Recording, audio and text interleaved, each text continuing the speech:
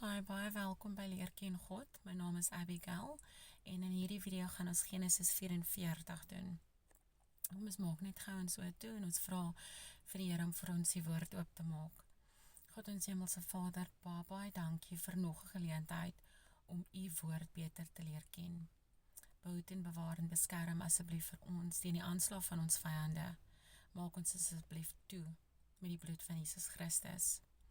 Maak asseblief ons die woord oop, sodat ons kan sien wat ons moet sien, hoor wat ons moet hoor, en leer wat ons moet leer. Ons bid dit in die naam van Jesus Christus. Amen. Okay.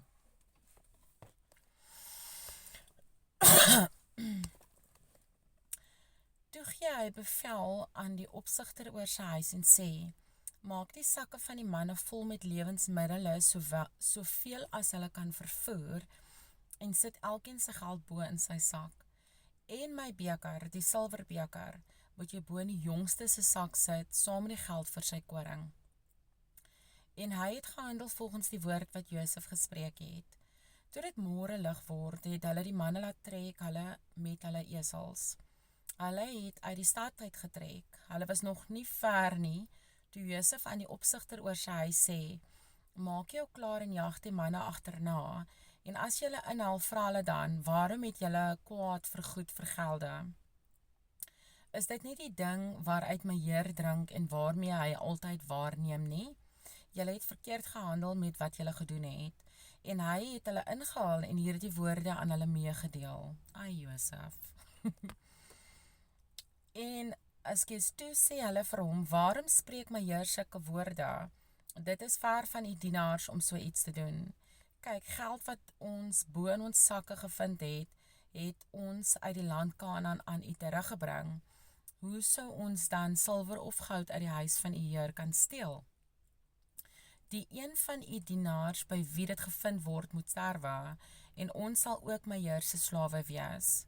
Toe sê hy, nou goed, laat dit wees soos julle gesê het, die een by wie dit gevind word is my slaaf, maar julle sal vry wees. Daarop het hulle gou elkeen sy sak op die grond neergesit en elkeen sy sak oopgemaak, en hy het gesoek. Hy het begin by die oudste en opgehou by die jongste, en die beker is in Benjamin se sak gevind, obviously. Toe skeer hulle klere, en elkeen laai sy esel, en hulle gaan na die stad terug. En Juda het saam met sy broers in die huis van Josef gekom, want Juda het mis vir sy pa gesê, my pa kan my lewe vat, ek sal vir Benjamin oppas met my lewe. So hy het verskriklik sleg gevoel, nee. En Juda het saam met sy broers in die huis van Josef gekom, terwyl hy nog daar was, en hulle het voor hom neergeval op die grond. Daarop sê Josef vir hulle, wat is dit nou wat julle gedoen het? Weet julle nie dat 'n man soos ek dit ongetwyfeld moet waarneem nie? En Juda antwoord, wat kan ons aan my Heer sê? Wat kan ons spreek? En waarmee kan ons regverdig? God het die ongeregtigheid van u dienaars uitgevind. Kyk, ons is my Heer se slawe, ons sowel as hy by wie die beker gevind is. Maar hy sê, dit is ver van my om dit te doen. Die man by wie die beker gevind is, die sal my slaaf wees. Maar trek julle in vrede op na julle vader. Toe kom Juda nader na hom en sê, ag my Heer, mag die dienaar tog 'n woord spreek voor die ore van my Heer, en laat die toren nie teen u dienaar ontvlam nie, want u staan gelyk met Farao.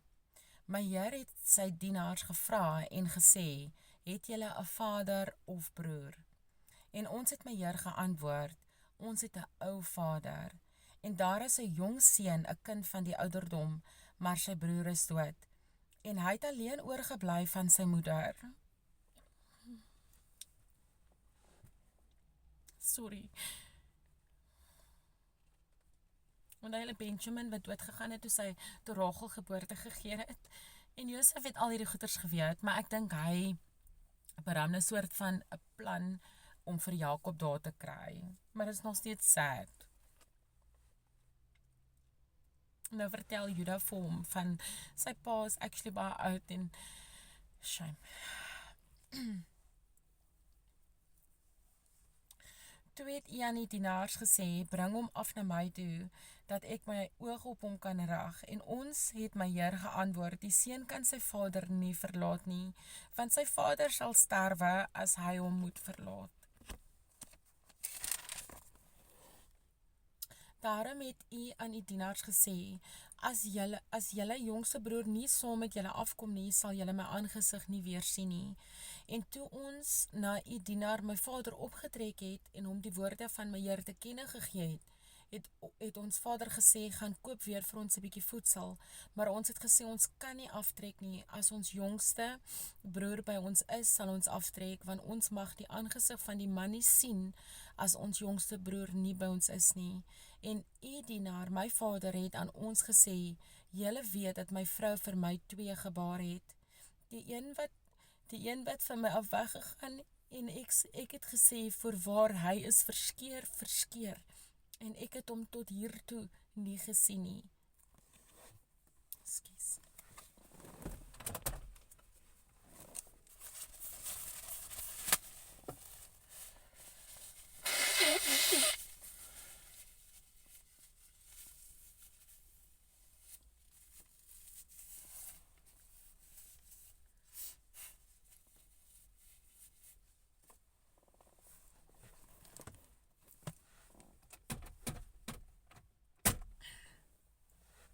Dis baie hartseer.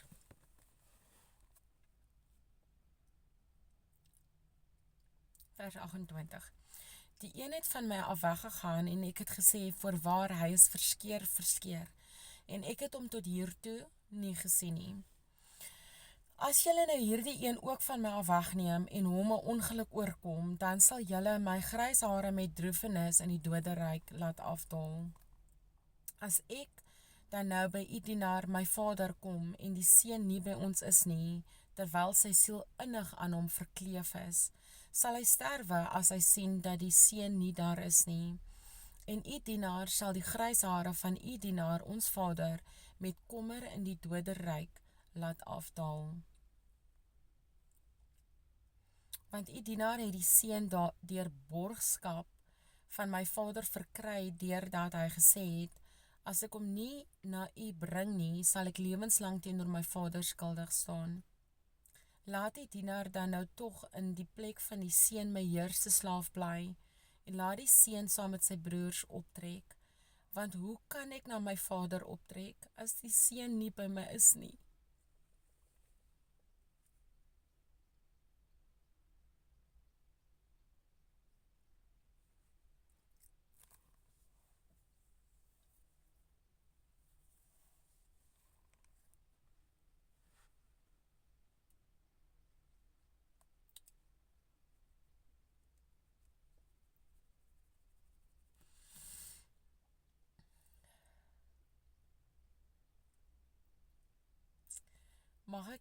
Mag ek maar net die ellende nie aansien, wat my vader sal tref nie.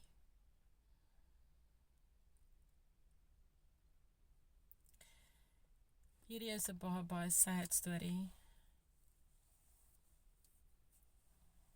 Baie sad. Ek wil nog verder lees, maar ek het vir myself reg in die begin gesê, dat ek nie meer as 1 hoofstuk in 'n video gaan maak, en anders dan raak ek te mekaar as ek dit goed upload.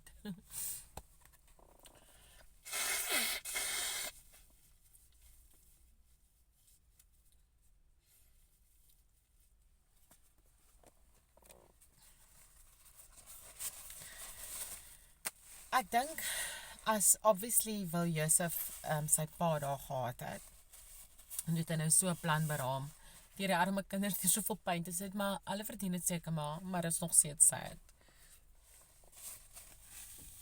Okay, so dis die einde van hoofstuk 44. Tot 'n volgende keer.